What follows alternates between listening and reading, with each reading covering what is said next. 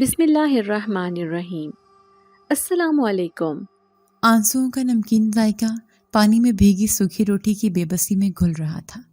ہر نوالہ حلق میں کانٹے کی طرح چبھتا تھا، لیکن پیٹ میں بھڑکتی آگ کے سامنے یہ اذیت بھی ہیج تھی۔ رانی نے ایک اور ٹکڑا توڑا اور اسے سامنے رکھے اسٹیل کے کٹورے میں ڈبویا۔ جون کی جھلسان دینے والی دوپہر تھی اور حویلی نما گھر کے آنگن میں لگے بوڑھے برگد کے چھاؤں بھی جیسے تپش سے پناہ مانگ رہی تھی۔ گھر کے اندر پنکھوں اور کولروں کی ٹھنڈی ہوا میں سبھی کلولا کر رہے تھے۔ ایک وہ تھی جسے اس جرم کی سزا میں باہر پھینک دیا گیا تھا کہ اس طرح کرتے ہوئے غلطی سے چچی کے ریشمی قمیص کا کونا جل گیا تھا۔ اس کی آنکھوں کے سامنے ماضی کی کسی فلم کی طرح گھوم گیا وہ دن جب اس کی ماں اسے اپنے ہاتھوں سے مکھن میں ڈوبے پراٹھے کھلایا کرتی تھی۔ وہ اپنے والدین کی اکلوتی لاڈلی بیٹی تھی۔ اس کی ہر خواہش حکم کا درجہ رکھتی تھی۔ زندگی پھولوں کی سٹیج تھی، کہکوں اور خوشیوں سے مہکتی ہوئی۔ پھر ایک شام وہ اسکول سے لوٹی تو ان کا ہنستا بستا گھر ماتم قدے میں بدل چکا تھا۔ ایک المناک سڑک حادثے نے اس کے سر سے ماں اور باپ دونوں کا سایہ چھین لیا تھا۔ وہ صدمے سے ایسے نڈھال ہوئی کہ 4-5 دن تک اسے دنیا و مافیہا کی خبر نہ رہی۔ جب ہوش آیا تو وہ اس گھر میں اپنے چچا اور چچی کے رحم و کرم پر تھی۔ ایک دادی اماں تھی جو اسے اپنے کلیجے سے لگائے رکھتی، اسے حوصلہ دیتی کہ تو میرے مرحوم بیٹے کی آخری نشانی ہے، مگر ان کی موجودگی بھی باقی سب کے دلوں میں بھی بھری نفرت کو کم نہ کر سکی۔ ابھی وہ انہی سوچوں میں گم تھی کہ برآمدے کا دروازہ چڑچڑاہٹ سے کھلا اور اس کی پھپھو صغیرہ باہر نکلی۔ ان کی آنکھوں میں فطری حقارت اور زہر بھرا تھا۔ انہیں اولاد نہ ہونے کی وجہ سے طلاق ہوئی تھی اور وہ اپنی زندگی کی ساری محرومیوں اور تلخیوں کا ذمہ دار رانی کو ہی سمجھتی تھی۔ رانی کو دیکھتے ان کے ماتھے پر بل پڑ گئے اور وہ زہریلی آواز میں بولی، ہائے رے قسمت، کیسے آرام سے بیٹھی ٹھنڈی ہوا کھا رہی ہے۔ کام کا تو کوئی ڈھنگ نہیں ہے، بس مفت کی روٹیاں توڑنے کو ہر وقت تیار رہتی ہے۔ جب سے اس منحوس نے ہمارے گھر میں قدم رکھا، سکون نام کی چیز ہی ختم ہو گئی ہے۔ پہلے میرے بھائی اور بھابھی کو نگل گئی، اب ہماری چھاتی پر مونگ ڈل رہی ہے۔ رانی نے فوراً اپنی نظریں جھکا لی، آنسو اس کے گالوں پر بہنے لگے۔ وہ جانتی تھی کہ اس وقت خاموش رہنے میں ہی عافیت ہے۔ پھپھو کی آواز سن کر چچی بھی باہر نکل آئی اور اپنی نند کا ساتھ دیتی ہوئی بولی، سچ کہا آپا، میں تو کہتی ہوں اسے یہ سوکھی روٹی بھی چھین لینی چاہیے، تبھی اس کو عقل آئے گی۔ ہزاروں روپے کی قمیض جلا کر راکھ کر دی اور شکل پر ذرا بھی شرمندگی نہیں۔ رانی سسک پڑی، اماں مجھ سے غلطی ہو گئی، میں نے جان بوجھ کر نہیں کیا۔ پھپھو نے حقارت سے منہ بنایا، چپ کر ڈرامے باز، ہر وقت آنسو بہانے بیٹھ جاتی ہے۔ تیری ماں نے تجھے کچھ سکھایا ہی نہیں، بس سر پر چڑھا کر رکھا تھا۔ دیکھو تو اس کا رنگ روپ، سوکھے ٹکڑے کھا کر بھی کیسی چندہ بنی پھرتی ہے، اور میری بچیوں کو دیکھو، اچھا کھا پہن کر بھی چہروں پر نور نہیں۔ کھا گئی ہے سب کا نصیب، کھا گئی ہے۔ یہ الفاظ تیر بن کر رانی کے دل میں پیوست ہو گئے۔ وہ کیا کہتی، کس سے شکایت کرتی؟ اس گھر میں اس کی سننے والا کوئی نہیں تھا۔ چاچو اگر کبھی اس سے نرمی سے بات کر بھی لیتی تو پھپھو اور چچی کی لگائے بجھائے سن کر ان کا رویہ بھی بدل جاتا۔ دونوں عورتیں کچھ دیر اور اس سے برا بھلا کہتی رہیں اور پھر بڑبڑاتی ہوئی اندر چلے گئیں۔ ان کے جانے کے بعد آنگن میں دوبارہ وہی خوفناک خاموشی چھا گئی۔ رانی نے باقی بچی ہوئی روٹی جلدی جلدی ختم کی اور کٹورا اٹھا کر کھڑی ہو گئی۔ وہ برتن رکھنے کے لیے کچن کی طرف بڑھنے لگی تھی کہ اچانک اسے اپنے اوپر درخت کی گھنی شاخوں کے بیچ سے ایک سرگوشی سنائی دی، ایک ایسی آواز جو اس ماحول سے بالکل بھی میل نہیں کھاتی تھی، گہری پرسکون اور ناقابل یقین حد تک پرکشش۔ آواز اتنی غیر متوقع اور عجیب تھی کہ اس کے قدم زمین نے جکڑ لیے۔ اس کا سارا جسم خوف سے کانپ رہا تھا۔ اس نے ڈر کے مارے جیسے اپنا چہرہ اوپر اٹھا کر دیکھا، پتوں کے گھنے جھنڈ کے سوا وہاں کچھ بھی نہ تھا۔ ہوا ساکن تھی اور پرندے بھی جیسے اس قیامت خیز گرمی میں کہیں چھپ گئے تھے۔ ہر طرف ایک موت کا سا سناٹا طاری تھا۔ ایک لمحے کو تو ایسے لگا جسے اس نے جو کچھ سنا وہ محض اس کے ذہن کا فطور تھا، بھوک، پیاس اور اذیت سے پیدا ہونے والا ایک وہم۔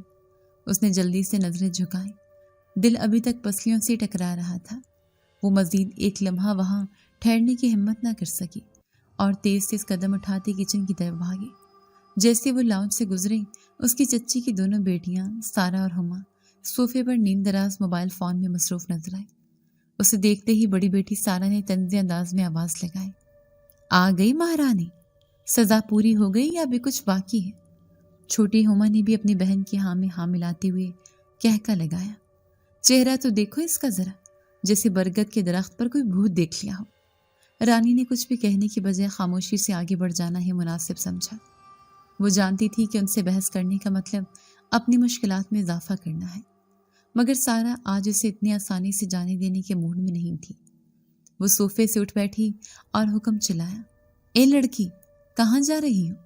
ہمارے لیے چائے اور پکوڑے بنا کر لاؤ، شام ہونے والی ہے۔ رانی نے تھکی ہوئی آواز میں کہا، آپی، میرا سر دکھ رہا ہے، میں تھوڑی دیر میں بنا دوں گی۔ یہ سننا تھا کہ ہما بھی تب گئی۔ زبان تو دیکھو ذرا اس کی، نوکرانی ہو کر ہمیں جواب دیتی ہے، تمیز نام کی کوئی چیز نہیں ہے۔ چچی نے بالکل صحیح کہا تھا، تمہاری ماں نے تمہیں کوئی سلیقہ نہیں سکھایا۔ ماں کا ذکر آتے ہی رانی کی آنکھوں میں آنسو آ گئے۔ اسے اپنی دادی اماں یاد آ گئی۔ جب تک وہ زندہ تھی ان دونوں کی ہمت نہیں ہوتی تھی کہ اسے اس لہجے میں بات کریں۔ دادی اماں نے ہمیشہ سمجھاتی، کیوں اس یتیم بچی کے پیچھے پڑی رہتی ہو؟ اپنے ہاتھ پاؤں نہیں ہیں جو خود اٹھ کر کچھ کر لو؟ وہ تمہارے چچا کی بیٹی ہے، کوئی نوکرانی نہیں۔ مگر ان کی باتوں کا کسی پر اثر نہیں ہوتا تھا۔ پھپھو تو الٹا دادی سے ہی لڑنے لگتی کہ آپ ہی نے اسے سر پر چڑھا رکھا ہے۔ چچی کا رویہ بھی دادی کے سامنے دکھاوے کا اچھا ہوتا، مگر ان کے جاتے ہی وہ پھر سے زہر اگلنے لگتی۔ دادی کے انتقال کے بعد تو جیسے سب کو کھلی چھوٹ مل گئی تھی۔ اب کوئی اس کا حمایتی نہیں تھا، کوئی اس کے آنسو پہنچنے والا نہیں تھا۔ وہ اس گھر میں اب صرف ایک کام والی تھی، جس کا کام صرف سب کے حکم بجا لانا تھا۔ اس نے آنسوں کو پیتے ہوئے کہا، میں ابھی بنا لاتی ہوں۔ وہ کچن میں آ گئی اور کام میں مصروف ہو گئی۔ اس کا دل ماضی کی یادوں اور حال کی تلخیوں سے بوجھل تھا۔ وہ سوچ رہی تھی کہ اس کے چاچو کا رویہ پھر بھی سب سے بہتر تھا۔ وہ کم از کم اس پر ہاتھ نہیں اٹھاتے تھے اور کبھی کبھار اس کا حال بھی پوچھ لیتے تھے۔ لیکن جیسے چچی یا پھپھو ان کے کان بھرنا شروع کرتی، ان کا رویہ بھی فوراً بدل جاتا۔ وہ بھی اسے ڈانٹنے لگتی کہ تم اپنی چچی کی بات کیوں نہیں سنتی؟ تمہیں اس گھر میں رہنا ہے تو یہاں کے طور طریقوں سے ہی چلنا ہوگا۔ ابھی وہ پکوڑوں کا سامان ہی بنا رہی تھیں کہ دروازے پر گاڑی کا ہارن سنائی دیا۔ اس کے چاچو طاری کام سے واپس آ گئے تھے۔ رانی کے دل میں امید کی ایک ہلکی سی کرن جاگی۔ وہ جلدی سے پانی کا گلاس لے کر باہر نکلی۔ چاچو تھکے ہوئے لگ رہے تھے۔ انہوں نے رانی کے ہاتھ سے گلاس لیتے ہوئے اس کے آنسوں سے بھیگے چہرے کو دیکھا اور نرمی سے پوچھا، کیا ہوا بیٹا، رو کیوں رہی ہو؟ کسی نے کچھ کہا ہے؟ اس سے پہلے کہ رانی اپنا دکھڑا سناتی، چچی اپنے کمرے سے نکل آئی۔ انہوں نے چاچو کے سامنے ہی رانی کو ڈانٹنا شروع کر دیا۔ کچھ نہیں کہا کسی نے، بس ڈرامے ہیں اس کے۔ ایک تو دن بھر کام چوری کرتی ہے، اوپر سے ہر وقت یہ رونا دھونا لگا رہتا ہے۔ آج اس نے میری اتنی مہنگی قمیض جلا دی اور اب مظلوم بن کر دکھا رہی ہے۔ چاچو طاری کے چہرے کے تاثرات فوراً بدل گئے۔ ان کی نرمی کی جگہ اب سختی نے لی ہوئی تھی۔ انہوں نے رانی کو غصے سے دیکھا اور بولے، کیا یہ سچ ہے رانی؟ تمہیں کتنی بار سمجھایا ہے کہ دھیان سے کام کیا کرو، اپنی چچی کو تنگ مت کیا کرو۔ ہم تمہیں پال رہے ہیں، تمہیں سر پر چھت دی ہے، اس کا مطلب یہ نہیں کہ تم گھر کا نقصان کرتی پھرو۔ جاؤ باتیں مت بناؤ اور کام ختم کرو۔ چاچو کا بدلا ہوا رویہ رانی کے دل پر کسی تیر کی طرح لگا۔ امید کی وہ ننھی سی کرن بھی دم توڑ گئی۔ اسے شدت سے احساس ہوا کہ وہ اس دنیا سے بالکل تنہا ہے، اس کا کوئی بھی نہیں۔ اس نے چپ چاپ سر جھکایا اور واپس کچن میں پلٹ گئی۔ اس کے کانوں میں کچھ دیر پہلے سنی گئی وہ پراسرار آواز ایک بار پھر گونجی، مگر اب وہ اسے اپنے دکھ اور تنہائی میں پیدا ہونے والا ایک واہمہ ہی سمجھ رہی تھی۔ مگر اب وہ اپنے دکھ اور تنہائی میں پیدا ہونے والے ہر واہمے کو جھٹک کر حقیقت کی سنگلاخ زمین پر چلنا سیکھ رہی تھی۔ اس واقعے کو گزرے کئی دن ہو گئے تھے۔ اس دوران اس نے خود کو مکمل طور پر گھر کے کام کاج میں غرق کر دیا تھا، اس کوشش میں کہ کسی کو شکایت کا موقع نہ ملے۔ مگر جس کی قسمت ہی خراب ہو، اس کے ہر کام میں کوئی نہ کوئی نقص نکل ہی آتا ہے۔ آج دوپہر کا کھانا بناتے ہوئے غلطی سے اس کے ہاتھ سے سالن میں نمک زیادہ ڈل گیا۔ کوئی اتنا بڑا جرم نہیں تھا، مگر اس کی چچی اور پھپھو کے لیے تو جیسے آسمان سر پر اٹھانے کا بہانہ مل گیا۔ چچی نے پہلا نوالا منہ میں ڈالتے ہی تھالے غصے سے پرے پھینک دی۔ زہر بنا دیا سالن، بالکل زہر۔ کیا اندھی ہو گئی ہو؟ تجھے اندازہ نہیں ہے کہ کتنا نمک ڈالنا ہے؟ جان بوجھ کر کرتی ہو یہ سب تاکہ ہمارا پیسہ برباد ہو۔ پھپھو نے بھی لقمہ دیا۔ میں نہ کہتی تھی کہ اس منحوس کے ہاتھوں میں کوئی ذائقہ نہیں ہے، बस नहुसत है, जो भी पकाएगी बस जायका ही होगा। आज उसे खाने को कुछ मत देना, जब भूखी रहेगी तो खुद ही अकल ठिकाने आ जाएगी। और फिर वही हुआ, सबने खाना खाया और उसे भूखा छोड़ दिया गया। जब भूख की शिद्दत बर्दाश्त से बाहर हो गई तो उसने चुपके से किचन में जाकर एक सूखी रोटी उठाई और पानी का कटोरा लेकर बाहर आंगन में आ गई। गर्मियों की वही झुलसा देने वाली धूप थी और घर के सभी लोग अपने अपने कमरों में आराम कर रहे थे। वो तेज कदमों से चलती हुई उसी बरगद के दरख्त के नीचे आ गई, इस खौफ से कि कहीं चच्ची उसे ये सूखी रोटी खाते हुए भी न देख लें और ये नवाला भी उससे छीन ले। दरख्त की छांव बहुत घनी थी और हल्की हल्की हवा भी चल रही थी, मगर आज उसके दिल में एक अनजाना सा खौफ था। उसने इर्द गिर्द देखा, वहां उसके सिवा कोई नहीं था। दूर दूर तक मुकम्मल सन्नाटा था। उसने रोटी का टुकड़ा पानी में डबोया और मुंह की तरफ ले जाने ही लगी थी कि उसे अपने बिल्कुल पीछे सूखे पत्तों पर किसी के कदमों की चाप सुनाई दी। खर खर, चाप इतनी वाज़ेह थी कि उसके रोंगटे खड़े हो गए। उसने खौफजदा होकर अपनी गर्दन पूरी घुमाकर पीछे देखा, मगर वहां कोई भी नहीं था। हवा से सिर्फ पत्ते सरसरा रहे थे। उसने खुद को तसल्ली दी, शायद कोई जानवर होगा या मेरा वहम है। उसने डरते डरते वापस सामने देखा और उसी लम्हे उसकी नज़र दरख्त के तने के पास एक गहरे साए पर पड़ी, जो इंसानी कद से भी ज़्यादा लंबा था। इससे पहले कि वो समझ पाती कि ये क्या है, वो साया एक पलक झपकने में जिससे हवा में ही तहलील हो गया। उसका दिल हलक में आ गया। उसने आंखें बंद करके जोर से खोली, मगर अब वहां कुछ नहीं था। उसने कांपते हाथों से रोटी का टुकड़ा मुंह में रखा। भूख और खौफ ने उसके हवास मख्तल कर दिए थे। वो जल्दी जल्दी रोटी ख़त्म करने लगी। ये सब मेरा वहम है। गर्मी और भूख की वजह से मुझे अजीब चीज़ें नजर आ रही हैं। वो खुद को बहलाने की कोशिश कर रही थी। रोटी ख़त्म करने के बाद वो वहीं बैठकर सुस्ताने लगी। उसकी आंखों में वीरानी थी और बेबसी थी। ऐसे इर्द गिर्द खाली नज़रों से देखते हुए उसकी निगाह दरख्त के जड़ों के पास पड़ी। एक चीज़ पर ठहर गई। वो कोई आम पत्थर नहीं था। दोपहर की मध्यम रोशनी जो पत्तों से छन कर आ रही थी, उसमें वो किसी कीमती नगीने की तरह चमक रहा था। उसका रंग गहरा नीला था और उसकी सतह बिल्कुल हमवार और शफाफ थी। वो अपनी जगह से उठी और उस पत्थर के करीब आ गई। उसने झुककर उसे उठा लिया। पत्थर छूने में रेशम की तरह मुलायम था और उसमें से एक अजीब सी ठंडक का एहसास हो रहा था। उसके मुंह से बेख्तियार निकला, कितना खूबसूरत पत्थर है। उसने उसे अपनी पहली हथेली पर रखा और उसकी खूबसूरती में खो गई। एक लम्हे के लिए वो अपना सारा दुख, अपनी सारी तकलीफ भूल गई, ये जाने बगैर कि उसने अपने हाथ में सिर्फ एक पत्थर नहीं बल्कि अपनी तकदीर उठा ली थी।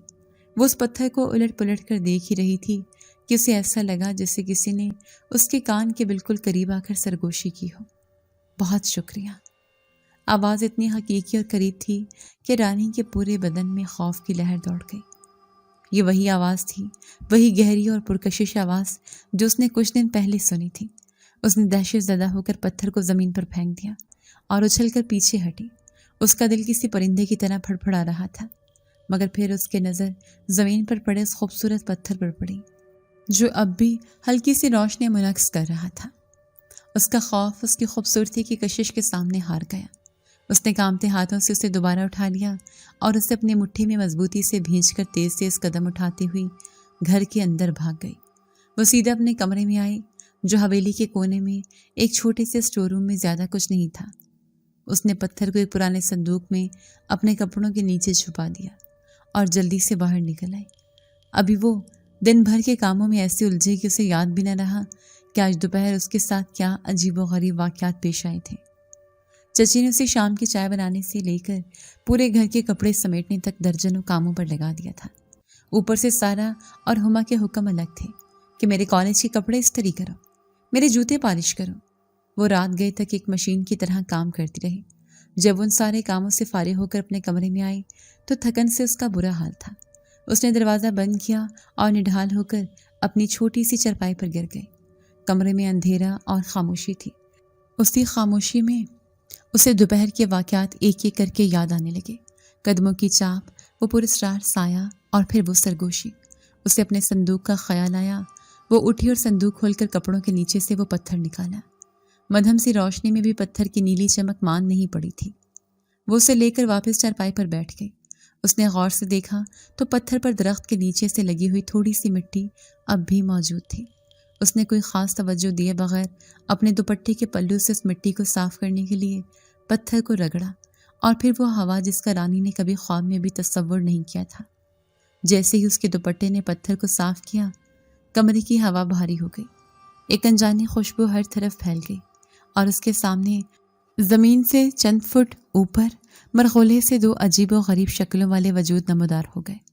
وہ بہت لمبے تھے، ان کے جسم کسی سائے کی طرح لرز رہے تھے اور آنکھیں انگاروں کی طرح دہک رہی تھیں۔ رانی کی چیخ اس کے حلق میں ہی گھٹ کر رہ گئی۔ وہ خوف سے بت بنی انہیں دیکھ رہی تھی۔ اس کے جسم میں ہلنے کی سکت بھی نہیں تھی۔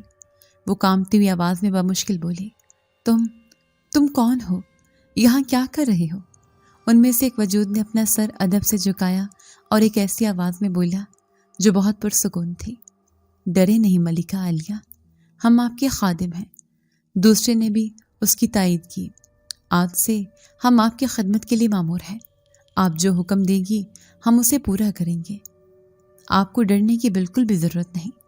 رانی کو لگا جیسے وہ کوئی خواب دیکھ رہی ہے، یہ سب اس کی سمجھ سے باہر تھا۔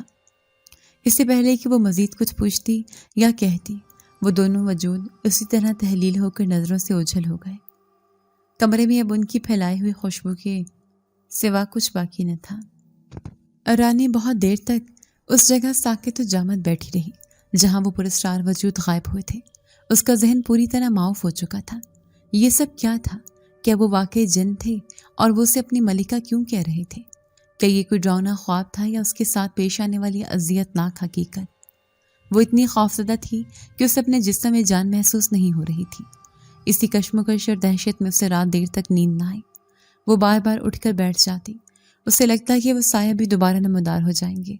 نہ جانے کب تھکن اور خوف سے چور ہو کر اس کی آنکھ لگی۔ وہ بہت گہری نیند سوئی تو صبح جلدی آنکھ نہ کھلی۔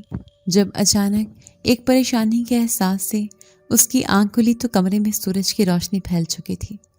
اس نے دیوار پر لگی پرانی گھڑی پر نظر ڈالی تو اس کے پیروں تلے سے زمین نکل گئی۔ وقت 7 بجے سے اوپر ہو چکا تھا۔ وہ ہڑبڑا کر اٹھی۔ آج تو میری خیر نہیں، ناشتہ بنانا، گھر کی صفائی، چاچو کے کپڑے استری کرنا، سب کام اسی کے ذمہ تھے۔ آج تو چچی مجھے زندہ نہیں چھوڑیں گی، سب ناشتے کا انتظار کر رہی ہوں گی۔ وہ جلدی سے منہ پر پانی کے چھینٹے مار کر سہمی ہوئی اپنے کمرے سے نکلے۔ وہ ذہنی طور پر ہر طرح کی ڈانٹ اور شاید مار کھانے کے لیے ہی تیار تھی۔ وہ تیز تیز قدم اٹھاتے ہوئے باورچی خانے کی طرف بھاگی، مگر وہاں پہنچ کر وہ حیرت سے دنگ رہ گئی۔ باورچی خانہ بالکل صاف ستھرا تھا اور چولہے پر گرما گرم پراٹھے تیار رکھے تھے۔ آملیٹ بن چکا تھا اور چائے کی کیتلی سے بھاپ اٹھ رہی تھی۔ ایک لمحے کے لیے اسے اپنی آنکھوں پر یقین نہ آیا۔ ناشتہ مکمل طور پر تیار تھا۔ اس نے سوچا، ہو سکتا ہے چچی نے غصے میں آ کر خود ہی سب کچھ بنا لیا ہو اور اب وہ میرے جرم پر مجھے کڑی سزا دیں گی۔ اس خیال سے اس کا ڈر اور بھی بڑھ گیا۔ اس نے جلدی جلدی کامتے ہاتھوں سے ٹرے میں برتن سجائے اور کھانے کی میز لگانے لگی۔ کچھ ہی دیر میں چاچو، چچی، پھپھو اور اس کی دونوں کزنیں ناشتے کی میز پر آ گئیں۔ رانی ایک کونے میں سر جھکائے کھڑی ہو گئی۔ طوفان سے پہلے والی خاموشی کا انتظار کرنے لگی، مگر اس کی حیرت کی انتہا نہ رہی جب کسی نے بھی اسے کچھ نہ کہا۔ کسی نے اس سے یہ تک نہ پوچھا کہ وہ دیر سے کیوں اٹھی۔ سب خاموشی سے ناشتہ کرنے لگے۔ رانی بڑی حیرانگی کے ساتھ ان سب کو دیکھ رہی تھی۔ یہ خاموشی اسے ڈانٹ سے زیادہ خوفناک لگ رہی تھی۔ اسے لگا یہ سب مل کر اس کے خلاف کوئی بڑا منصوبہ بنا رہے ہیں۔ ابھی وہ انہی سوچوں میں گم تھی کہ اس کی پھپھو صغیرہ نے چائے کا پہلا گھونٹ بھرا اور ایک دم چیخ پڑی، چھی، یہ کیا بنا رکھا ہے؟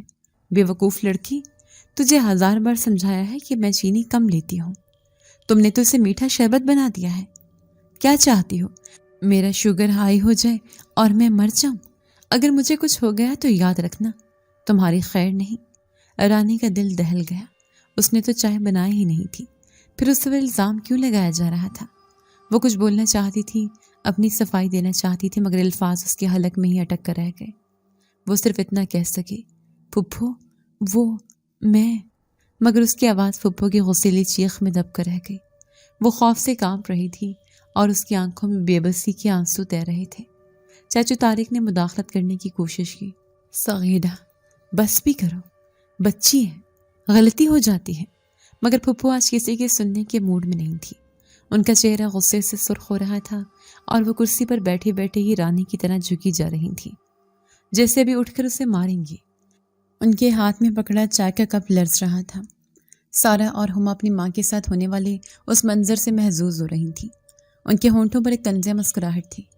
یہ سب روز کا معمول تھا، رانی کی تذلیل اور اس پر لگنے والے بے بنیاد الزامات، مگر آج کچھ مختلف ہونے والا تھا۔ ابھی پھپھو کے الفاظ پورے بھی نہیں ہوئے تھے، اتنے کہنے کی دیر تھی کہ اچانک ان کی کرسی کی پچھلی ٹانگ جیسے کسی نے زور سے پیچھے کھینچ لی ہو۔ لکڑی کی بھاری کرسی ایک جھٹکے سے پیچھے کو کھسکی اور اس سے پہلے کہ کوئی کچھ سمجھ پاتا، پھپھو اپنا توازن کھو کر دھڑم سے فرش پر جا گرے۔ ان کے ہاتھ میں پکڑا کھولتی ہوئی چائے کا کپ ہوا میں اچھلا اور سارا گرم گرم قہوہ ان کے چہرے اور سینے پر آ گرا۔ ایک دل خراش چیخ نے پورے کمرے کو لرزا دیا۔ پھپھو درد کی شدت سے بری طرح تڑپ رہی تھیں۔ ایک لمحے کے لیے تو سب پر جیسے سکتہ طاری ہو گیا۔ پھر چچی حواس باختہ ہو کر ان کی طرف بھاگی۔ ہائے آپا، یہ کیا ہو گیا؟ انہوں نے پھپھو کو اٹھانے کی کوشش کی، مگر وہ تکلیف سے کرا رہی تھیں۔ چاچو نے جلدی سے کہا، پانی لاؤ کوئی، جلدی کرو۔ سارا اور ہما بھی گھبرا کر اپنی جگہ سے کھڑی ہو گئی۔ پورے گھر میں ایک افراتفری کا عالم تھا۔ رانی اپنی جگہ پر بت بنی کھڑی تھی، اس کی آنکھیں پھٹی کی پھٹی رہ گئی تھیں۔ اس نے اپنی آنکھوں سے دیکھا تھا کرسی خود بخود نہیں کھسکی تھی، اسے جیسے کسی نے دھکیلا تھا۔ چچی جو اپنی نند کی حالت دیکھ کر بکھلائی ہوئی تھی، اچانک غصے سے رانی کی طرف پلٹی۔ یہ سب تیری وجہ سے ہوا ہے منحوس، تو نہیں کچھ کیا ہے، نہ تو چائے میں اتنی چینی ڈالتی، نہ آپا کو غصہ آتا اور نہ یہ سب ہوتا، تو ہمارے گھر کے لیے کذاب بن کر آئی ہے۔ اتنا کہنے کی دیر تھی کہ چچی جو غصے میں آگے بڑھ رہی تھی، ان کا پیر قالین میں ایسا الجھا کہ وہ بھی چکرا کر گرتے گرتے بچی۔ انہوں نے بڑی مشکل سے میز کا کونا پکڑ کر خود کو سنبھالا۔ ان کا چہرہ خوف سے سفید پڑ گیا تھا۔ اسی لمحے جب سب کی توجہ چیختی چلاتی پھپھو اور لڑکھڑاتی چچی پر تھی، رانی کے کان میں وہی مانوس گہری اور پرسکون سرگوشی گونجی، جو بھی آپ کو نقصان پہنچائے گا ہم اس کا یہی حل کریں گے۔ یہ سننا تھا کہ رانی کے پورے جسم میں سنسنی کی ایک لہر دوڑ گئی۔ یہ وہی تھے، رات والے پراسرار وجود۔ یہ کوئی خواب نہیں تھا، کوئی وہم نہیں تھا، یہ حقیقت تھی۔ اس نے نظر اٹھا کر تکلیف سے تڑپتی اپنی پھپھو کو دیکھا، جن کا چہرہ بری طرح جل گیا تھا، اور پھر اپنی چچی کو دیکھا جو ابھی تک خوفزدہ کھڑی ہانپ رہی تھی۔ اس کے دل میں ان کے لیے رحم یا ہمدردی کا کوئی جذبہ پیدا نہیں ہوا، بلکہ برسوں کی نفرت اور اذیت کے بعد آج پہلی بار اسے ایک عجیب سی گہری اور پرسکون خوشی کا احساس ہوا۔ وہ اندر ہی اندر مسکرا رہی تھی، ایک ایسی مسکراہٹ جو اس کے لبوں پر تو نہ آ سکی، مگر اس کی آنکھوں میں ایک نئی چمک دی گئی۔ چاچو نے جلدی سے ڈاکٹر کو فون کیا، جو کچھ ہی دیر میں آ گیا۔ ڈاکٹر نے پھپھو کے زخموں پر مرہم لگایا اور انہیں درد کم کرنے کا ٹیکہ لگا کر کچھ دیر آرام کرنے کی ہدایت دی۔ ڈاکٹر نے جاتے ہوئے چاچو سے کہا، خیال رکھا کریں، یہ جلنے کے زخم بہت تکلیف دہ ہوتے ہیں، کوئی انفیکشن نہ ہو جائے۔ گھر میں ایک عجیب قسم کا سوگوار سکوت چھا گیا تھا۔ پھپھو اپنے کمرے میں درد سے کرا رہی تھیں، چچی بھی ان کے پاس بیٹھی تھیں اور شاید اپنی بے اختیاری پر خوفزدہ تھیں۔ سارا اور ہما بھی سہم کر اپنے کمرے میں دبک گئی تھیں۔ چاچو پریشانی کے عالم میں لاؤنج میں ٹہل رہے تھے۔ اس سارے ہنگامے کے بعد ماحول میں کچھ ٹھہراؤ آیا تو چچی نے کمرے سے جھانک کر رانی کو دیکھا، جو ابھی تک اسی کونے میں چپ چاپ کھڑی تھی۔ انہوں نے اپنی نفرت اور غصے کو دوبارہ بحال کرتے ہوئے حکم دیا، اب کیا یہاں کھڑی میری صورت دیکھ رہی ہے؟ جا کر رات کے جھوٹے برتنوں کا ڈھیر صاف کر، باورچی خانے میں گند مچا پڑا ہے۔ رانی نے بنا کچھ کہے چپ چاپ سر ہلایا اور باورچی خانے کی طرف چل پڑی۔ اس کا ذہن ابھی تک ان واقعات میں الجھا ہوا تھا۔ وہ یہ سوچ کر کام جاتی کہ اس کے کہنے پر یا اس کے حفاظت میں کوئی بھی کسی کو اتنی تکلیف پہنچا سکتا ہے۔ وہ اس نئی طاقت سے خوفزدہ بھی تھی اور کہیں نہ کہیں اسے ایک تحفظ کا احساس بھی ہو رہا تھا۔ وہ بوجھل قدموں سے باورچی خانے میں داخل ہوئی، رات کے گندے اور چکنائی سے بھرے برتنوں کے پہاڑ کا سامنا کرنے کے لیے، مگر جیسی اس نے اندر قدم رکھا وہ دیکھ کر حیران رہ گئی۔ سنک بالکل خالی تھا، ایک بھی جھوٹا برتن وہاں موجود نہیں تھا۔ اس نے گھبرا کر ادھر ادھر دیکھا، رات والے تمام برتن صاف دھلے ہوئے خشک ہو کر الماری میں اپنی اپنی جگہ پر بالکل ترتیب سے پڑے تھے۔ باورچی خانے کا پتھر کا سلیب اور فرش بھی ایسے چمک رہے تھے جیسے ابھی کسی نے رگڑ رگڑ کر دھویا ہو۔ وہ حیران بھی تھی اور خوفزدہ بھی۔ یہ کس کی نظر عنایت مجھ پر ہے جو میرے پر اتنے احسان کر رہا ہے؟ یہ کون ہے جو میرے کام بھی کر رہا ہے اور میرے دشمنوں کو سزا بھی دے رہا ہے؟ اس کے کانوں میں اپنے نادیدہ خادموں کے الفاظ گونج رہے تھے۔ آپ جو حکم دیں گی ہم اسے پورا کریں گے۔ تو پھر یہ روز کا معمول ہو گیا۔ صبح جب وہ سو کر اٹھتی تو ناشتہ تیار ملتا، گھر کے کام خود بخود ہو جاتے اور اس کو کچھ بھی نہ کرنا پڑتا۔ اس کی زندگی میں ایک ناقابل یقین اور پراسرار تبدیلی آ چکی تھی، ایک ایسی تبدیلی جس نے اس کے روح تک کو ہلا کے رکھ دیا تھا۔ دن گزرتے جا رہے تھے اور اس کے نادیدہ خادموں کی موجودگی کا احساس ہر گزرتے لمحے کے ساتھ گہرا ہوتا جا رہا تھا۔ اب اسے صبح اٹھ کر کاموں کی فکر نہیں ستاتی تھی، نہ ہی اسے جھوٹے برتنوں کے ڈھیر سے الجھنا پڑتا تھا۔ اس کی زندگی میں فراغت ہی فراغت تھی۔ اس فراغت نے اسے خود پر توجہ دینے کا بھی موقع دیا تھا۔ وہ اب گھنٹوں اپنے کمرے میں بیٹھی رہتی، کبھی اپنی ماں کے پرانے کپڑوں کو دیکھتی تو کبھی اپنی کتابوں کے ورق پلٹتی۔ اس کے چہرے پر برسوں بعد ایک سکون اور اطمینان کی جھلک نظر آنے لگی تھی۔ مناسب آرام اور ذہنی سکون نے اس کے حسن کو جس سے اور بھی نکھار دیا تھا۔ اس کا رنگ پہلے سے زیادہ صاف اور شفاف ہو گیا تھا۔ اس کی آنکھوں میں ایک نئی چمک آ گئی تھی اور اس کے گالوں پر ہلکی سی سرخی دوڑنے لگی تھی۔ وہ بہت خوبصورت تھی، ایک ایسی خوبصورتی جو کسی بناؤ سنگھار کی محتاج نہیں تھی، مگر اب اس کی خوبصورتی میں ایک عجیب سی کشش اور اعتماد بھی شامل ہو گیا تھا۔ اس کے برعکس اس کی چچی کی بیٹیاں سارا اور ہما مہنگے ترین کپڑے پہن کر اور ڈھیر سارا میک اپ لگا کر بھی عام شکل و صورت والی ہی دکھائی دیتی تھیں۔ ان کے چہروں پر ایک عجیب سی بیرونقی اور حسد کے سائے منڈلاتے رہتے تھے۔ چچی اکثر اپنی بیٹیوں کو دیکھ کر کڑتی رہتی اور سارا غصہ رانی پر نکالنے کی کوشش کرتی۔ ایک دن وہ اپنی بیٹیوں پر چیخ رہی تھیں، جو نئے ڈیزائنر سوٹ پہننے کے باوجود بیزار سی لگ رہی تھیں۔ تم لوگ تو کھا پی کر بھی حرام کرتی ہو، ہزاروں روپے کپڑوں اور کریموں پر برباد کرتی ہو، پھر بھی شکلیں دیکھو اپنی جیسے کئی دن کی بیمار ہو، اور اس کو دیکھو، اسے تو صحیح طرح سے کھانے کو بھی نہیں ملتا، مگر اس کا رنگ و روپ دیکھو دن بدن کیسے کھلتی جا رہی ہے، نہ جانے کون سی بلا کھاتی ہے یہ۔ سارا نے جل کر جواب دیا، اماں آپ بھی کس سے ہمارا مقابلہ کر رہی ہیں؟ وہ تو ہے ہی منحوس، اس پر کالا جادو ہے۔ چچی کی یہ باتیں اور اپنی کزنوں کا حسد اب رانی پر اثر نہیں کرتا تھا۔ اسے معلوم تھا کہ اس کے حسن کا راز کیا ہے۔ یہ اس کی حفاظت کرنے والی پراسرار قوتوں کا ہی تو کرشمہ تھا، جو اسے ہر فکر سے آزاد رکھ کر اس کی شخصیت کو نکھار رہی تھی۔ وہ اکثر سوچتی، کیا وہ کبھی اپنے ان محسنوں کو دیکھ پائے گی؟ کیا وہ کبھی جان پائے گی کہ وہ کون ہے اور اس پر اتنے مہربان کیوں ہیں؟ ایک شام جب گھر میں سب اپنے اپنے کاموں میں مصروف تھے، رانی اپنے کمرے میں آئی اور اس نے اپنی ماں کا پرانا صندوق کھولا۔ اس میں اس کی ماں کے کچھ کپڑے رکھے تھے جنہیں وہ کبھی ہاتھ لگانے کی ہمت نہیں کرتی تھی، کیونکہ انہیں دیکھ کر اس کی یاد شدت سے ستانے لگتی تھی۔ آج اس نے ہمت کی اور ایک ایک کر کے کپڑے نکالنے لگی۔ سب سے آخر میں کالے رنگ کا سادہ سا ریشمی جوڑا نکلا، جس پر باریک سلور دھاگے کا کام تھا۔ یہ اس کی ماں کا پسندیدہ جوڑا تھا۔ اس نے جوڑے کو اپنے سینے سے لگایا تو اسے اپنی ماں کی خوشبو کا احساس ہوا۔ نہ جانے اس کے دل میں کیا آئی، اس نے وہ کالا جوڑا پہن لیا۔ کمرے میں آئینے کے نام پر ایک چھوٹا سا ٹوٹا ہوا شیشے کا ٹکڑا دیوار پر لگا تھا۔ وہ اس کے سامنے جا کھڑی ہوئی۔ کالے رنگ نے اس کی گندمی رنگ کو جیسے کندن بنا دیا تھا۔ وہ خود کو دیکھ کر دنگ رہ گئی۔ اسے اپنے آپ پر بہت رشک آیا کہ وہ کتنی خوبصورت لگ رہی ہے۔ اس سے پہلے کہ وہ اپنی سوچوں سے باہر نکلتی، اس کی سرگوشی گونجی، ماشاء اللہ۔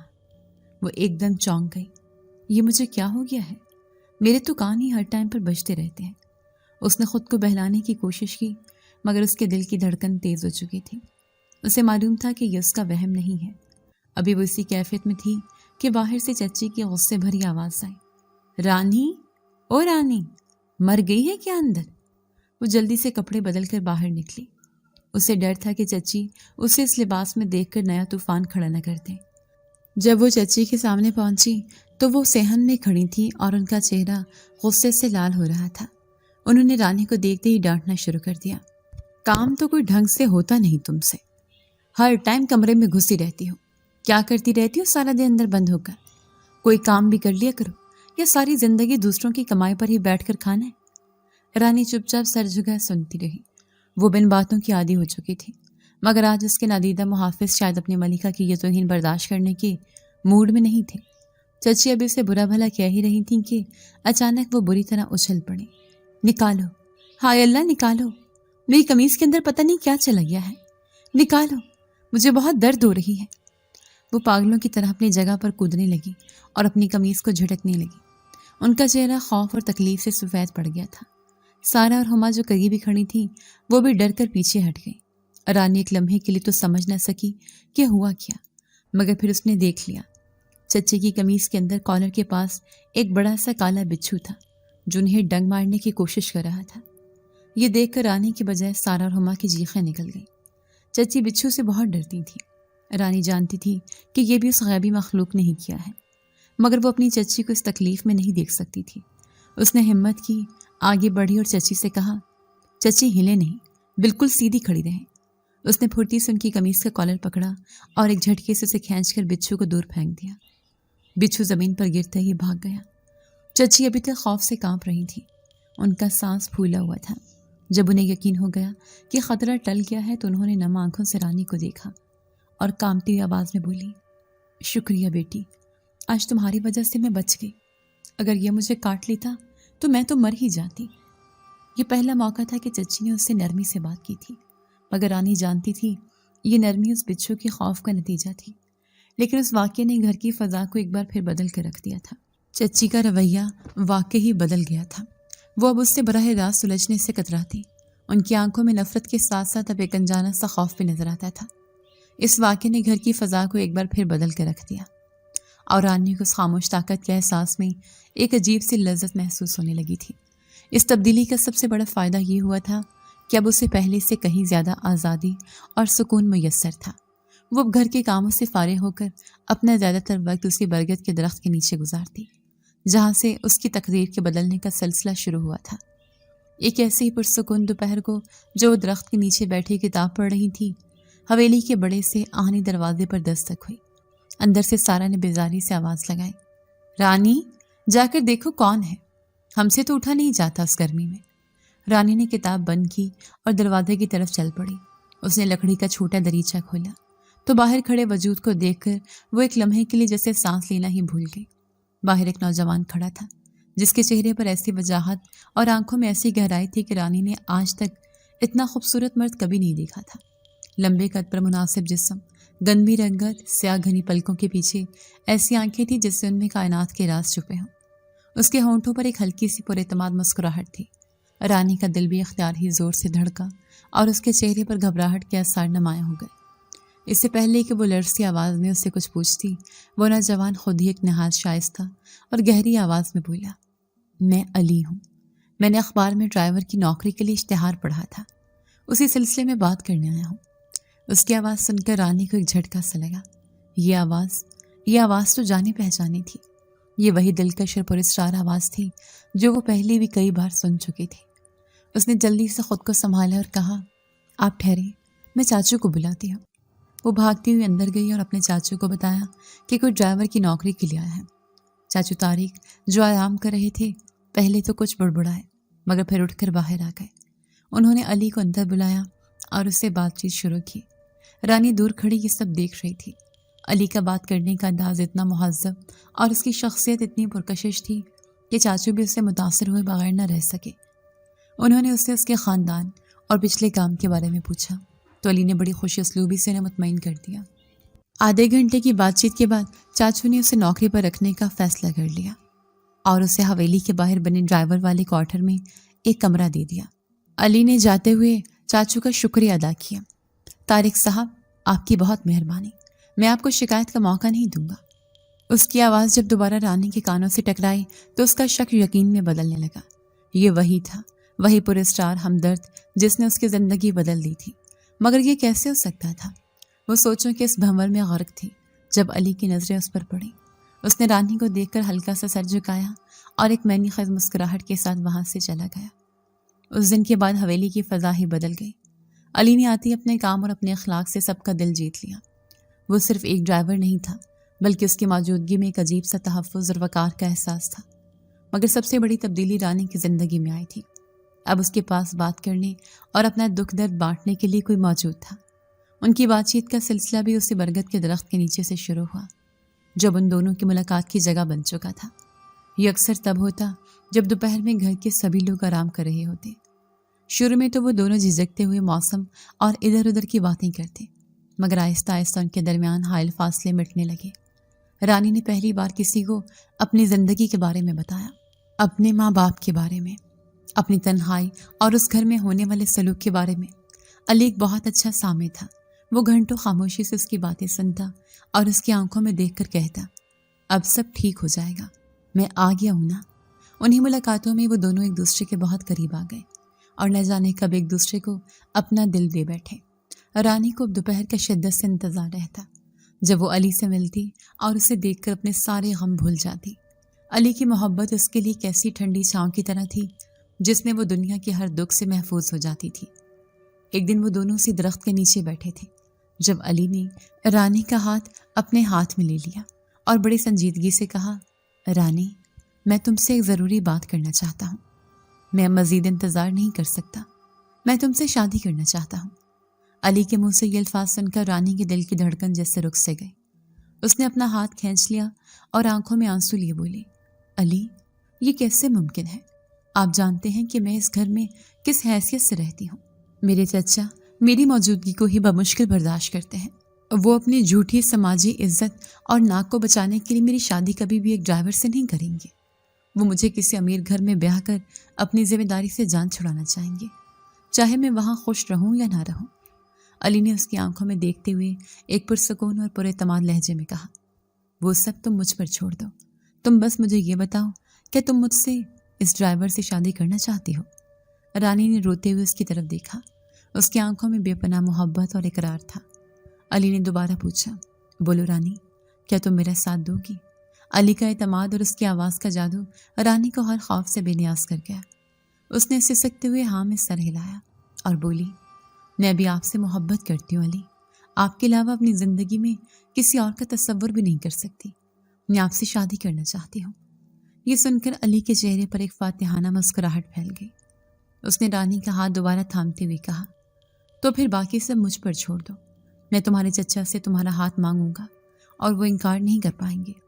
رانی اس کے اس اعتماد پر حیران تھی، مگر اس سے اس کی باتوں پر پورا یقین تھا، کیونکہ وہ جان چکی تھی کہ علی کوئی عام انسان نہیں ہے۔ اس کی آنکھوں میں جھلکتی محبت اور اس کے لہجے میں چھپے ہوئے عزم نے رانی کے دل سے ہر خوف اور ہر خدشے کو نکال باہر کیا تھا۔ وہ دونوں کچھ دیر اور اپنے آنے والے خوبصورت مستقبل کے خواب بنتے رہے، اس بات سے بالکل بے خبر کہ ان کی ہر حرکت پر دو کینہ پرور آنکھیں جمی ہوئی تھیں۔ حویلی کی دوسری منزل پر واقع برآمدے میں رانی کی چچی اور پھپھو کھڑی تھیں اور ان کی آنکھوں میں ان دونوں کو ایک ساتھ دے کر نفرت اور حسد کے شعلے بھڑک رہے تھے۔ وہ دونوں ایک دوسرے سے کچھ کہے بغیر بس انہیں گھورتی رہی اور پھر ایک شیطانی مسکراہٹ کا تبادلہ کر کے چپکے سے وہاں سے ہٹ گئی۔ وہ نہیں جانتی تھیں کہ علی ان کی موجودگی کو پہلی نظر میں ابہام کیا تھا، مگر وہ جان بوجھ کر خاموش رہا تھا، جیسے وہ اسی لمحے کا منتظر ہو۔ اس نے رانی کو اس بات کا احساس تک نہ ہونے دیا اور اس سے باتوں میں لگ رہا۔ جب اسے یقین ہو گیا کہ وہ دونوں جا چکے ہیں تو اس نے آہستگی سے رانی کا ہاتھ چھوڑا اور ایک سنجیدہ لہجے میں بولا، رانی، ایک بہت اہم بات ہے۔ ابھی جب ہم یہاں بیٹھے تھے تمہاری چچی اور پھپھو نے ہمیں ایک ساتھ ہاتھ پکڑے ہوئے دیکھ لیا ہے۔ یہ سننا تھا کہ رانی کے چہرے کا رنگ فک ہو گیا، اس کے ہاتھ پاؤں خوف سے ٹھنڈے پڑ گئے، اس کی خوشی، اس کا سکون سب ایک لمحے میں کافور ہو گیا۔ اس کی آنکھوں میں آنسو بھر آئے اور وہ روتے ہوئے بولی، ہائے اللہ، اب کیا ہوگا؟ وہ دونوں تو جیتے جی میری کھال اتار دیں گی، وہ چاچو کو بتا دیں گے اور چاچو مجھے جان سے مار دیں گے۔ علی، آپ نے مجھے پہلے کیوں نہیں بتایا؟ جب آپ نے انہیں دیکھ لیا تھا ہم یہاں سے اٹھ جاتے۔ اب میں کیا کروں گی؟ اس کا پورا وجود کسی سوکھے پتے کی طرح کانپ رہا تھا۔ علی نے اس کے دونوں ہاتھ تھام کر اسے تسلی دی، پرسکون ہو جو رانی، میری طرف دیکھو، گھبرانے کی کوئی بات نہیں ہے، میں نے انہیں جان بوجھ کر دیکھنے دیا تھا، یہ سب میرے منصوبے کا ہی حصہ ہے۔ میں نے تم سے کہا تھا نا کہ بھروسہ رکھو، میں سب ٹھیک کر لوں گا، بس اب وہی ہونے جا رہا ہے جس کا ہمیں انتظار تھا۔ رانی نے حیرت سے اپنے آنسوں سے بھرے چہرے کو اٹھایا، منصوبہ؟ یہ کیسا منصوبہ ہے؟ اس میں تو میری جان خطرے میں پڑ گئی ہے۔ علی مسکرایا، وہی پراسرار مسکراہٹ جو رانی کے دل سے ہر خوف نکال دیتی تھی۔ وہ بولا، تمہارا بال بھی بیکا نہیں ہوگا، بس تم اب ایک کام کرو، فوراً یہاں سے اٹھو اور اپنی چچی کے کمرے کے پاس جا کر چھپ جاؤ، وہ دونوں وہیں گئی ہیں اور تمہارے بارے میں ہی بات کر رہی ہوں گی۔ تم بس خاموشی سے ان کی ساری باتیں سنو اور گھبرانا بالکل نہیں۔ رانی کچھ نہ سمجھی، مگر علی پر اس کا یقین ہر شک پر حاوی تھا۔ وہ چپ چاپ وہاں سے اٹھی اور تیز قدموں سے حویلی کے اندر کی طرف چل پڑی۔ اس کا دل ابھی بھی زور زور سے دھڑک رہا تھا۔ وہ کسی چور کی طرح دیواروں کے سائے میں چلتی ہوئی اپنی چچی کے کمرے تک پہنچی۔ کمرے کا دروازہ تھوڑا سا کھلا ہوا تھا اور اندر سے اس کی پھپھو اور چچی کی تیز تیز بولنے کی آوازیں آ رہی تھیں۔ اس نے اپنا کان دروازے سے لگا لیا۔ اندر پھپھو صغیرہ کی ذہن میں بجھی آواز گونج رہی تھی، میں نہ کہتی تھی کہ اس لڑکی کا کردار ٹھیک نہیں، آوارہ ہو گئی ہے بالکل۔ دیکھ لیا نا اپنی آنکھوں سے، ہمارے ہی گھر میں ہمارے ہی ملازم کے ساتھ عشق لڑا رہی ہے۔ کتنی بے شرم اور ڈھیٹ ہے یہ لڑکی، ہمیں تو آج پتہ چلا، نہ جانے کب سے یہ گل چھڑے اڑا رہی ہوگی۔ چچی کی آواز میں غصے سے زیادہ ایک عیارانہ خوشی تھی۔ آپا، آپ غصہ کیوں کر رہی ہیں؟ ذرا ٹھنڈے دماغ سے سوچیں، یہ تو ہمارے لیے خوشی کی بات ہے۔ یہ لڑکی تو خود ہی اپنے پیروں پر کلہاڑی مار رہی ہے۔ میں تو کب سے اس دن کا انتظار کر رہی تھی، یہ کوئی ایسی حرکت کرے اور ہمیں موقع ملے۔ اب ہم اس سے اور اس کے باپ کی چھوڑی ہوئی جائیداد میں اس کے حصے سے دونوں سے ایک ساتھ جان چھڑا سکتے ہیں۔ پھپھو نے حیرت سے پوچھا، وہ کیسے؟ طارق بھائی کو پتہ چلا تو وہ غصے میں آ کر اسے گھر سے تو نکال دیں گے، مگر جائیداد تو پھر بھی اس کے نام رہے گی۔ چچی نے ایک شاطرانہ کہکا لگایا، ارے آپا، آپ بھی کتنی بھولی ہیں۔ ہم طارق بھائی کے سامنے اس بات کو اس طرح پیش کریں گے کہ ان کی عزت پر حرف بھی نہ آئے اور ہمارا کام بھی ہو جائے۔ ہم ان سے کہیں گے کہ لڑکی ہاتھ سے نکل گئی ہے، اس نے ہماری عزت خاک میں ملا دی ہے۔ اگر یہ بات باہر کسی کو پتہ چل گئی تو ہم کسی کو منہ دکھانے کے قابل نہیں رہیں گے۔ اس سے پہلے کہ یہ ڈرائیور اسے لے کر بھاگ جائے اور ہماری مزید جگ ہنسائی ہو، بہتر یہی ہے کہ ہم خود ہی اس کی شادی اسی ڈرائیور سے کر کے اس کا قصہ ختم کر دیں۔ طارق بھائی اپنی عزت بچانے کے لیے فوراً مان جائیں گے، اور رہی بات جائیداد کی تو ہم اس لڑکی کے سامنے یہ شرط رکھیں گے کہ اگر اسے اس ڈرائیور سے شادی کرنی ہے تو اسے جائیداد پر اپنے حق سے دستبردار ہونا پڑے گا۔ وہ محبت میں اندھی ہوئی پڑی ہے، میں نے اس کی آنکھوں میں دیکھا ہے، وہ ایک لمحے میں مان جائیں گی۔ اس طرح سانپ بھی مر جائے گا اور لاٹھی بھی نہیں ٹوٹے گی، ہماری جان بھی چھوٹ جائے گی اور ساری جائیداد بھی ہمارے بچوں کے نام ہوگی۔ دروازے کے باہر کھڑی رانی نے جب یہ سب سنا، اسے اپنے کانوں پر یقین نہ آیا۔ جن لوگوں سے وہ اتنا ڈر رہی تھی وہ تو خود اس کے راہ آسان کر رہے تھے۔ اس کی آنکھوں سے آنسو بہنے لگے، مگر اس بار یہ خوف کے نہیں بلکہ خوشی اور حیرت کے آنسو تھے۔ اسے علی کی بات سمجھ میں آ گئی تھی، یہ واقعہ اس کا منصوبہ تھا۔ وہ کتنا ذہین تھا، اس نے اپنے دشمنوں سے ہی اپنا کام نکلوا لیا تھا۔ رانی کو جائیداد یا دولت کا کوئی لالچ نہیں تھا، اسے تو صرف علی کا پیار اور اس کا ساتھ چاہیے تھا۔ اس کا دل علی کے لیے محبت اور احترام سے بھر گیا، وہ دل ہی دل میں خوش ہو رہی تھی۔ اس نے چپکے سے وہاں سے ہٹنا ہی مناسب سمجھا، اس سے پہلے کہ کوئی اسے دیکھ لیتا۔ اس کے قدم اب زمین پر نہیں پڑ رہے تھے، وہ ہوا میں اڑ رہی تھی۔ اس کی سب سے بڑی مشکل خود بخود حل ہونے جا رہی تھی، اس کے قدم اب زمین پر نہیں پڑ رہے تھے۔ اگلے دن وہی ہوا جس کی اس کو توقع تھی۔ اس کی چچی اور پھپھو نے ناشتے کی میز پر بڑے ڈرامائی انداز میں چاچو طارق کو ساری بات بتائی، جیسا کہ علی نے سوچا تھا۔ چاچو پہلے تو غصے سے آگ بگولا ہو گئے، ان کا چہرہ مارے غصے اور شرمندگی کے سرخ پڑ گیا۔ وہ اسی وقت رانی کو گھر سے نکالنے پر تل گئے تھے، مگر چچی اور پھپھو نے بڑی ہوشیاری سے انہیں عزت اور بدنامی کا واسطہ دے کر ٹھنڈا کیا اور اپنی تجویز ان کے سامنے رکھی۔ کچھ دیر کی بحث کے بعد اپنی ناک بچانے کی خاطر چاچو اس بے جوڑ رشتے کے لیے راضی ہو گئے۔ دوپہر میں رانی کو چاچو کے کمرے میں بلایا گیا۔ اس کا دل دھڑک رہا تھا، مگر آج اس میں خوف نہیں بلکہ ایک عجیب سا اطمینان تھا۔ چاچو نے اس پر نظر ڈالے بغیر ایک سخت لہجے میں کہا، رانی، تمہاری وجہ سے آج میری عزت خاک میں مل گئی، لیکن میں مزید کوئی تماشا نہیں چاہتا۔ میں نے فیصلہ کیا ہے کہ تمہاری شادی علی سے کر دی جائے، وہ ایک اچھا لڑکا لگتا ہے، لیکن شرط یہ ہے کہ تم اس گھر اور جائیداد سے اپنا ہر حق ختم کر دو گی۔ بولو، منظور ہے؟ رانی نے چپ چاپ ہاں میں سر ہلا دیا۔ اس کے اس فوری اقرار پر سب حیران تھے، مگر وہ اسے اس کی محبت کی شدت سمجھ کر خاموش ہو گئے۔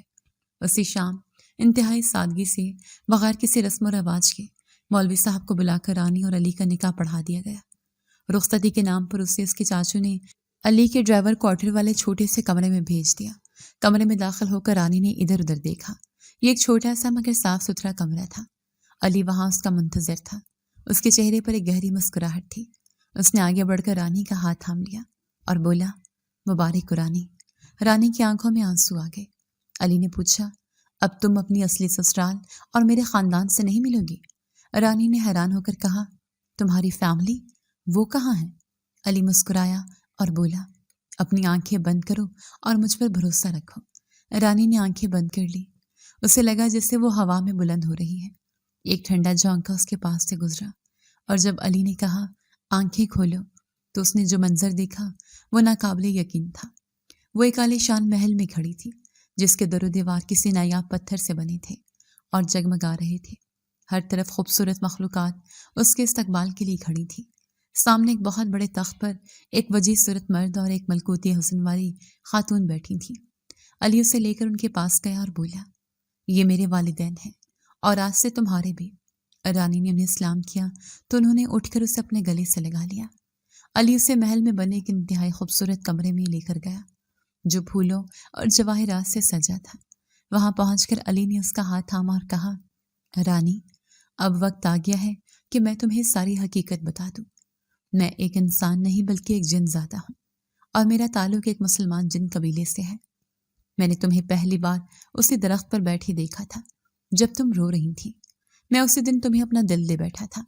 میں تم سے شادی کرنا چاہتا تھا، مگر میرے والدین کی شرط تھی کہ وہ تبھی راضی ہوں گے جب تمہارے سرپرست خود اپنی رضامندی سے تمہارا ہاتھ میرے ہاتھ میں لیں گے۔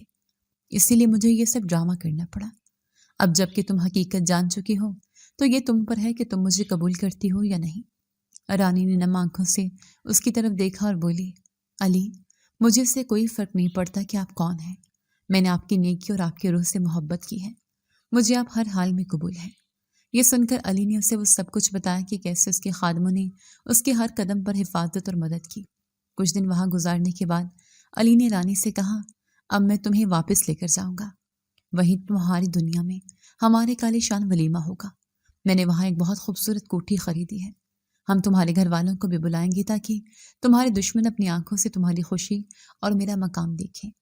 پھر وہ رانی کو واپس لے آیا اور ایک شاندار گھر میں اس کی رہائش کا انتظام کیا۔ اس نے خود جا کر رانی کے چچا کے گھر ولیمے کی دعوت دی۔ جب وہ سب ولیمے میں آئے تو ان کی آنکھیں کھلی کی کھلی رہ گئیں۔